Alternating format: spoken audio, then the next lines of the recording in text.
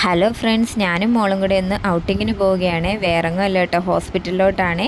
മോൾക്ക് വൈറ്റമിൻ കൊടുക്കണമായിരുന്നു. അപ്പോൾ നമ്മൾ രാവിലെ തന്നെ റെഡിയായി കേട്ടോ. വീട്ടിൽ നിന്ന് കുറച്ച് നടന്നിട്ട് വേണം ജംഗ്ഷനിലെത്താൻ.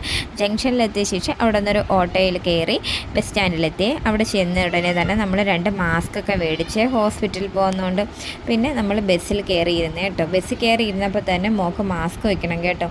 അവൾ മാസ്ക് വയ്ക്കാൻ ഭയങ്കര എക്സൈറ്റ്മെൻ്റ് ആയിരുന്നു. അങ്ങനെ മാസ്ക് എല്ലാം വെച്ചിട്ട് പ്രിയദർശിനി ബസ്സായിരുന്നു. ഫ്രീ ടിക്കറ്റൊക്കെ എടുത്ത് ഹോസ്പിറ്റലിലെത്തി. അവിടെ ഇറങ്ങിയിട്ടും കുറച്ച് നടക്കാനുണ്ടായിരുന്നു കേട്ടോ. അവിടെ എത്തിയപ്പോഴല്ലേ കാര്യം മനസ്സിലായത്, വൈറ്റമിൻ കഴിഞ്ഞു കേട്ടോ. ഉള്ള വൈറ്റമിൻ്റെ എക്സ്പയറിയും കഴിഞ്ഞു.